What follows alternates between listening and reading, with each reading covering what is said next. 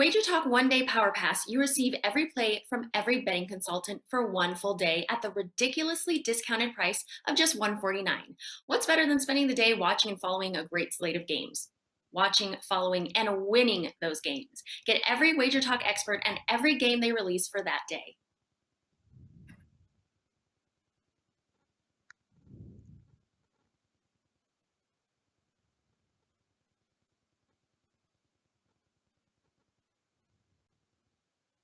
Welcome into First Pitch for Tuesday, May 25th, WagerTalk's premier MLB betting show. I am Drew Martin, your host, joined by Dave Koken and Steve Merrill of WagerTalk.com. It's $2 Tuesday, and Steve Merrill is the $2 handicapper. So great day to check out the website. Guys, we got 4 games we're breaking down on the slate and best bets at the end. First up, Dave Koken, the legend himself. Welcome in, Dave. Happy Tuesday morning to you. You know, I'm such a moron. It's scary. Let me tell you what happened. Now, I split the 2 baseball plays last night. I win the Brewers first 5. No sweat. Easy. Woodruff looks great. Padres couldn't hit him. The other game, I like the Orioles with Means. And anybody who's followed my stuff this year and last year knows that I play more first 5s than full games. So I decided, well, I don't want to. The price on first 5 is going to be like minus 130 with Means. I don't want to play that, but I like Means in this spot. All right, well, I'll take my chances with the full game. So at pick 'em, and it's a push on 5 innings, and then they fall behind by a run. 8th inning, there's a rain delay, and the Orioles come out right after the rain delay. First batter, boom. They take a 3-2 lead, and I'm sitting there going, boy, I'm smart. And then they gave up 6 runs in the bottom of the 8th, and that was the end of that. So, like I said, I'm a moron. Anyway, I've got an NHL money line parlay for tonight and tomorrow. It's 1 game tonight, 1 game tomorrow. 11-2 on the parlays for the season in the NHL. Number 1 for the season overall profits, number 1 all time at WagerTalk and NHL profits. A couple of baseball plays as well, one of which I'll talk about here on the show. I want to know what Steve Merrill's got for his $2 selection today, because it's the best deal in sports betting as far as I'm concerned. They always take somebody who's doing well. That would be Steve, and he's got a featured selection for $2. I want to know more. I want to steal the pick. Let's hear it, Steve. Yeah, I'll whisper it to you, Dave, off the camera here in a little bit, and Drew both in on it. But yeah, it's exciting. I mean, I'm excited about this play. It's a game I really like. It's my 5% NBA game of the month, and the timing was perfect because it happened to be $2 Tuesday. So it worked out well. Everything aligned. And, you know, I've said it on this show and other shows for months now. The NBA playoffs over my 25-year career have honestly been the most consistent moneymaker in all of sports. You guys heard me say it last week when we were on. It was the first start of the playoffs. Guess what? 6-2, 75% after the first week in the NBA playoffs. Not a surprise, and this is the game I like the best so far. 5% game of the month. I'm making it available for $2 because, quite simply, I want everybody to be on board. Make a little $2 investment that you're serious, and then reinvest the winnings into a direct subscription and get all summer long baseball, basketball, make some serious money as we head into the football season. And by the way, I do have a 4% MLB best bet for my subscribers only. So they only get that with a direct subscription. Then, of course, the 5%er NBA game of the month, $2 is available to everybody, the general public, WagerTalk.com, Steve Merrill. Steve, I like it, man. And of course, this is a baseball show, but you bring up a fact here of the change from the regular season in the NBA to the playoffs and that being a great time to win. Is there any like quick things you can go over right now of why that is? The playoffs are so much better to win as a sports bettor for you? Yeah, I'll keep it simple, Drew. 5 seconds. It's because the players give a damn. Boom. I mean, it's just the regular season has just been a mess. Load management on steroids this year. And I'm 6-2, by the way, guys. One of the 2 games I missed was Sunday night with the Jazz. I put it out. The line goes up a point higher, and then it drops a point on Sunday afternoon because Donovan Mitchell's sitting all of a sudden, and he's jumping up and down on the sidelines. Quinn Snyder got smart. I think he honestly thought he could beat the Grizzlies after the play-in rounds without having to have a superstar out there. So load management bit me. Otherwise, I'm 6-1 on all the other games in the playoffs. But yeah, it's a true handicap. And plus the 7-game series, you get adjustments on both the sides and totals. And there's a setup tonight that I just really, really love. And it's worked for me consistently for 25 years now as a full-time professional handicapper.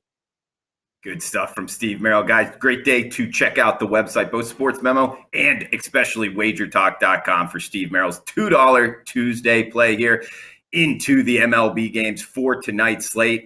Big one to start off here, Dave. We got the Toronto Blue Jays, the New York Yankees, two of the bigger markets in MLB. 7:05 Eastern start here. Looks to be about 10 miles an hour winds blowing out towards left field. 70 degrees projected in Yankee Stadium here, Dave. We get Steven Matz, the lefty, and Corey Kluber off the no-hitter. Minus 175. Now we're seeing the Yankees. Total of 9 in Yankee Stadium. What are you thinking here? Blue Jays and Yankees tonight, Dave. Well, Kluber, part of what is the hottest pitching staff in baseball right now. I think it's, 35 straight scoreless innings by the Yankee starters. And they'll have a chance to extend that tonight. The Blue Jays have finally wrapped up their Dunedin stay. And what a crazy game to finish the Dunedin games yesterday. Goes to extra innings and just a ton of runs scored, 14-8. Matt's returning to New York City for the first time since he was a member of the Mets. And I'm not sure that I've mentioned this before. I think he's a guy who has kind of benefited from not being so much in the spotlight anymore. I'm not bullish on him having a great return tonight. Yankees can hit lefties, and you just don't want to go against this Yankee pitching staff right now. They're coming off a big weekend sweep against the White Sox. They're on a roll right now, and I'd have to look at the Yankees here. I don't like the price, particularly for an individual play, but as I've mentioned before, I'm not a big parlay guy. I think people who are doing 5 and 16 parlays. Come on, you're not going to win the long term doing that unless you get really lucky. But if you can find the Yankees and another big favorite that look good, you reduce your liability and can still make a decent return playing a 2-team money line parlay. I'd look for the Yankees and another team to complete one of those parlays. Steve, looking at this matchup, we do get Corey Kluber off of the no-hitter. He threw 101 pitches at Texas Rangers here just on May 19th. But and the fact that we get the Yankees, one of the better bullpens, it's just I don't know, Steve. What are you thinking here, Blue Jays and Yankees tonight? Yeah, I think the big news for me, Drew, the fact that Kluber's off the no-hitter. It's something. It's not an automatic play against guys. I think that's a little bit of an old wives' tale. A lot of times these guys struggle because, as Dave knows, if you look at the history of no-hitters, they're usually mediocre guys. They're very rarely ever all-stars. So I think that's even more of a reason these guys regress is because they're so far over their extreme. Kluber, once again, is a decent pitcher. Probably better than average. So I could definitely see him regressing, though. But on the season, his numbers are pretty solid. A 2.86 ERA, a 1.17 whip, and 9 starts. So he's above average season. The question, though, is can Toronto take advantage? Offensively, they have some very good numbers this year, including in recent games. But once again, you have to put an asterisk next to the Blue Jays home and away. Very hitter-friendly ballpark. It's a different minor league field. It's in Florida versus Buffalo. But once again, they're much better at home in that small stadium than on the road. And if you look at their numbers overall, about a 25-point difference in batting average, almost a run and a half more per game at home versus road. So that's a current here. Yet they are in good current form offensively. They've scored 7 more in 3 of their last 5 games, and they've lost every one of those because their pitching has just been atrocious. So I don't think that changes. I think the over is the safest way to play it. I think the Yankees hit them. Maybe Kluber is off a bit. If that's the case, we get to the over. But I'm not going to just play against Kluber because I don't trust that Toronto's pitching staff, and they have been a much weaker team overall offensively on the road this year. Sure. Another point towards the over might be the Blue Jays, the top 5 lineup the last week in terms of weighted runs created. Plus the fact, Steven Matz, that hot start, 38 hits in his last 25 innings pitched. So he's faced against the better lineups, not as good in recent performance. But we got next game up here, Steve, the Atlanta Braves and the Boston Red Sox interleague matchup here, 7:10 Eastern first pitch. Looks to also be 15 miles an hour winds out towards center field in Fenway. We get Garrett Richards, Charlie Morton, almost a pick'em price here. Now seeing the Braves as minus 110 road favorites, 9.5 the total in Fenway. You interested in getting involved tonight in Boston, Steve? Well, I'll tell you what's the fact that the Atlanta Braves put up 20 runs on Friday night. And I went back and checked last season because I knew they'd put up those 29 late in the season against the Marlins last year. And if you recall, the game before that, they got shut out 8-0 last year. Very next game, they go from being shut out to putting up 29 runs. And that was definitely the buy sign for that Atlanta offense in their future, as they put 7 runs up or more in 3 of their next 4 after that 29-run outburst. They went over in 3 of the next 4. And it looks like that's happening again here. Granted, it was Pittsburgh, but still, Atlanta carried that momentum. They lost Thursday's game as a big favorite, as a $2 favorite. Came back, beat them 20-1 on Friday, 6-1 Saturday, 7-1 on Sunday. Now, once again, Pittsburgh was expected to be the worst team in the league this year. 50 was their win total. Coming in, they'd actually won exactly 40% of their games coming into that Atlanta series. They had 66 wins on the season. That's where I thought they would be. When Dave and I did the preview show with you, Drew, for the National League, I mentioned over 59.5. So Pirates are kind of on pace. Atlanta's the team that needed to improve. They were just 20-23 coming into that Pittsburgh series. They went 3-1. Now they're 23-24, still down 9 units for the season. So I do think there's some upside to Atlanta in the near future. I'm just not sure it's tonight, and I think this line is a little inflated. Boston definitely qualifies as a live home dog, so I lean towards the Red Sox money line here, plus money. And I also think the over is worth a look once again. Atlanta's offense remains hot, and Boston's been one of the best offensive teams in baseball all season, and they've gone over in fast 5 games. So I lean Red Sox as a plus money home dog and over as well. Yeah, Steve, I agree with you, and it sounds kind of a little square going with both overs here, Dave. But we get 2 bottom 10 bullpens, 2 top 10 lineups the last week, hot lineups here. I'm looking towards the over as well. Wind blowing out. What are you thinking tonight in this interleague matchup, Dave? I can't disagree. I think this has the makings of a high-scoring game.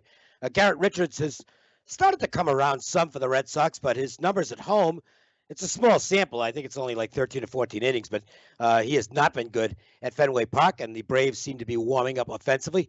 And Charlie Morton has struggled this season. Maybe he's showing some age, but this Morton is not the Morton we've seen for the past few seasons. It does appear that hitters in the games I've watched, it looks like they're sitting fastball.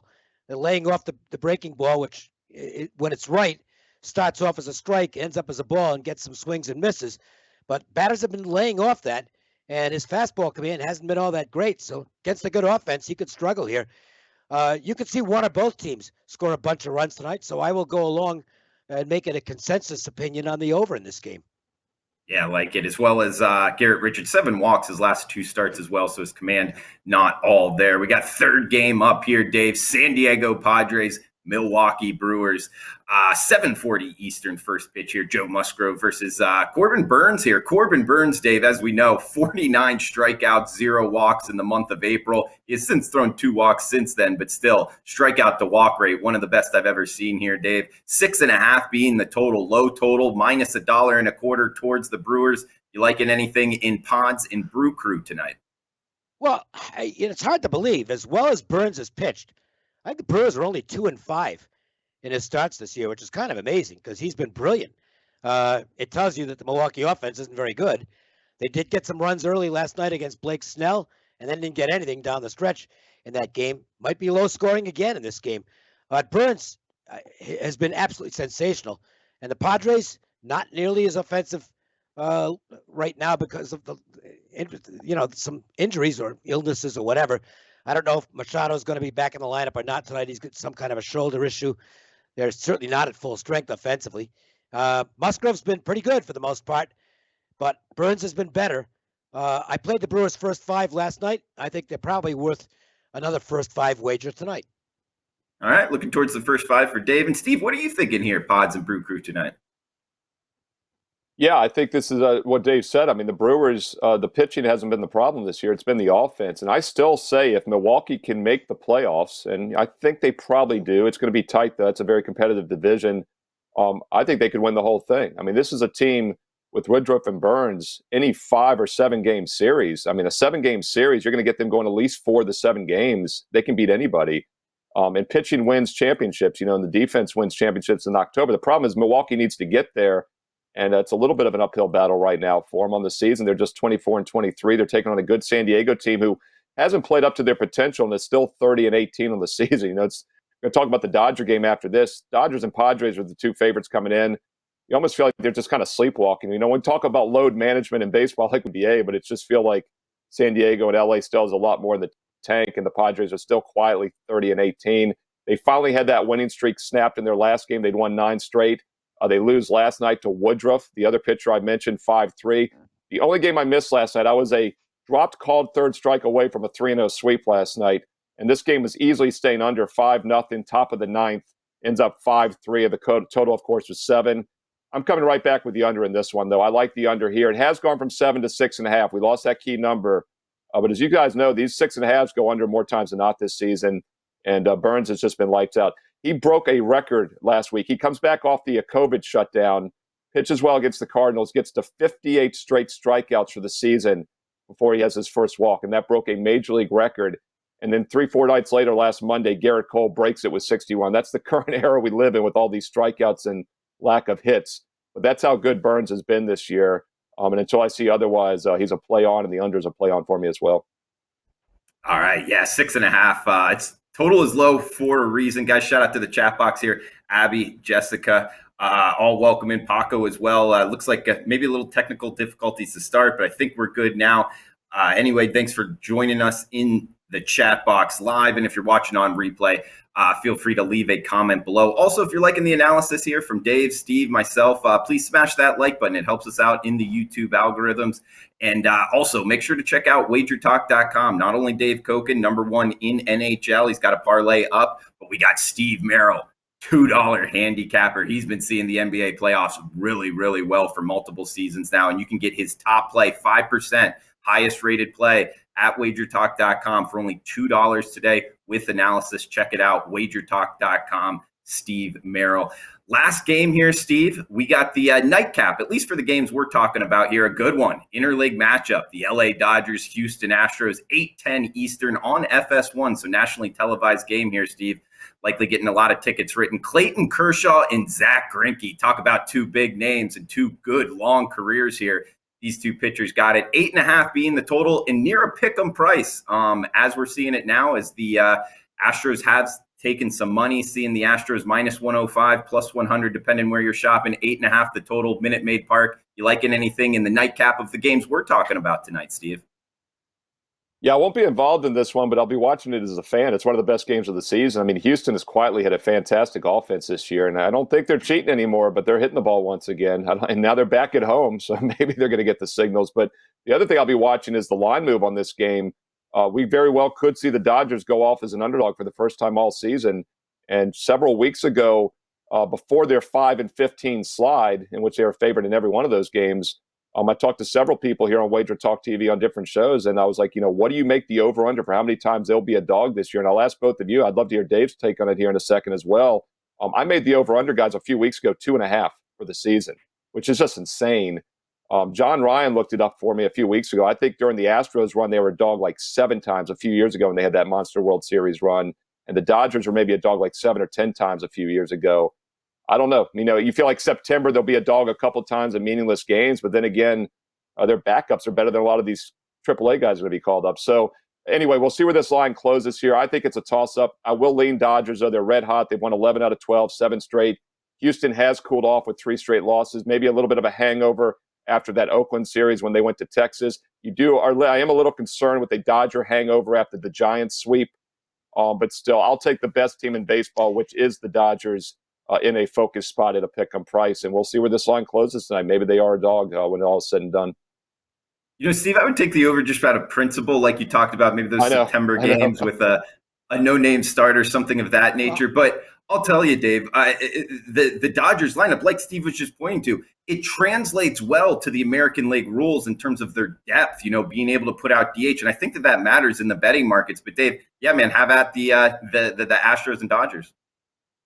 Yeah, as far as how many times they'll be a dog, if they face DeGrom right twice, there'll be a dog at least once, I would think, there, and maybe a couple other pitchers. I don't know. I hadn't really thought about that one.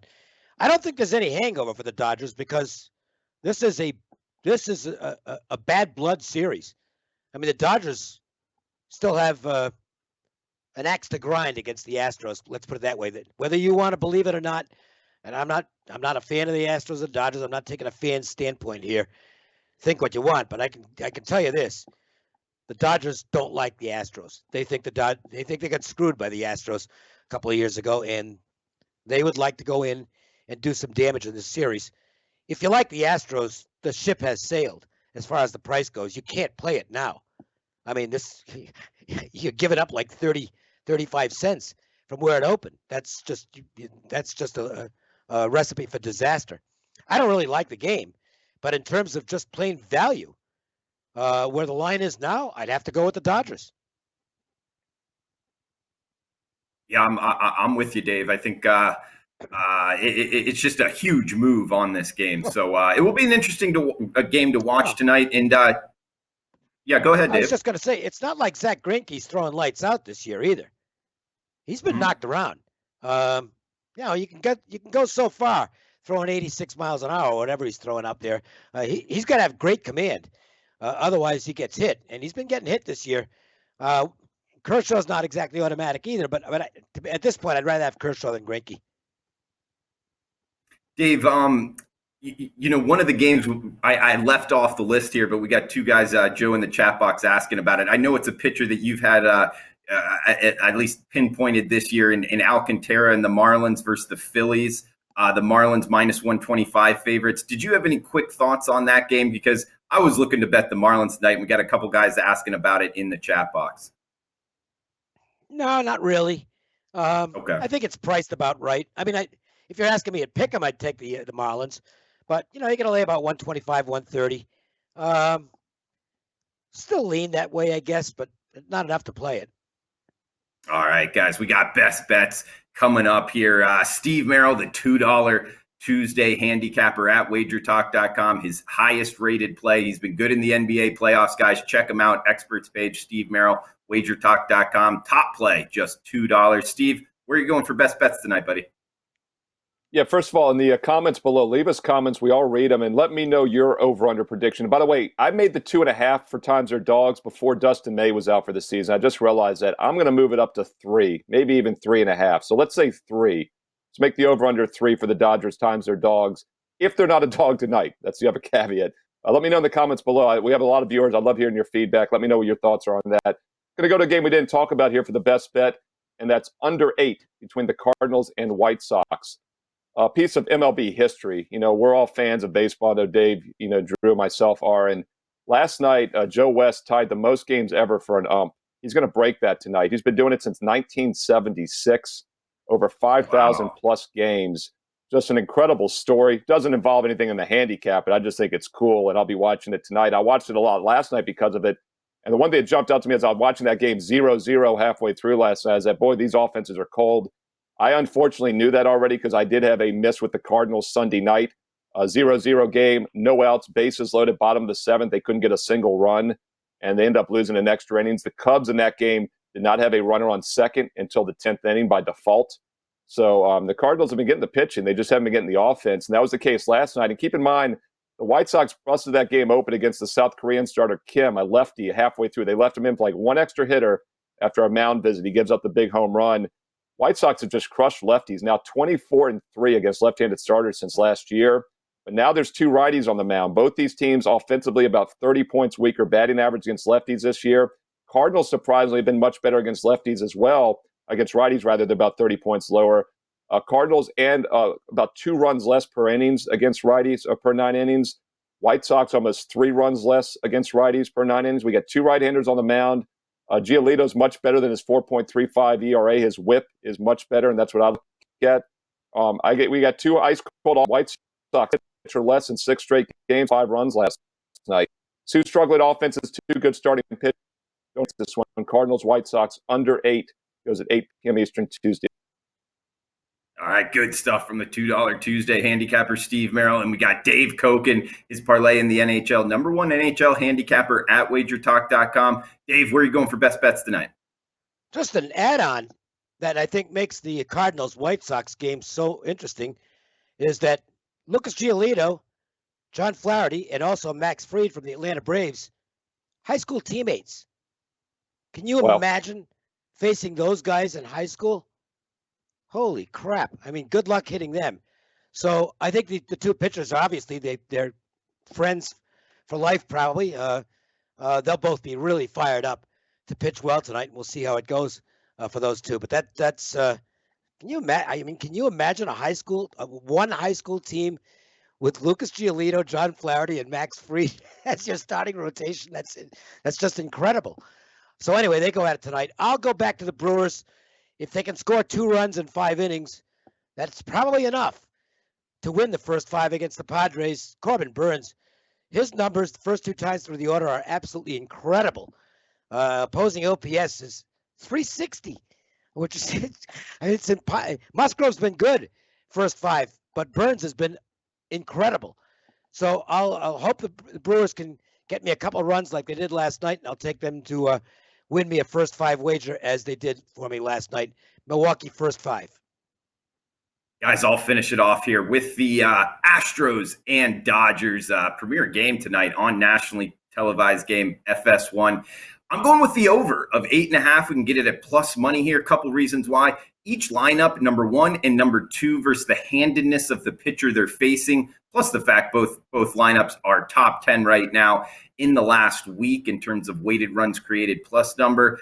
And Kershaw and Greinke, yes, 2 probable Hall of Fame pitchers here, long-term careers, but on the backside for both of them, especially Greinke down to 88, 89 miles per hour, and Kershaw giving up 2 home runs, 7 earned runs in his last 2 games. Now he's moving to Minute Maid Park, a hitter's friendly ballpark here. I'm going with the over of 8.5 in the Stros and the Dodgers. So we got best bet recap and finish it off here, guys. If you're liking the content, please smash the like button. I'm on the Dodgers and Astros over 8.5 plus 100. Steve Merrill on St. Louis, Chicago White Sox under 8, and Dave Koken, Brewers first 5 minus 130. So remember to check out Steve Merrill's $2 Tuesday play, 5% in the NBA playoffs at WagerTalk.com. Dave Koken also with the NHL parlay as well. So guys, thanks for tuning in. We'll be back tomorrow, 1:45 Eastern time here for First Pitch. Come back and join us, Wager Talk YouTube channel. Please smash the like button on your way out. Best of luck with your bets until then. Thanks for tuning in.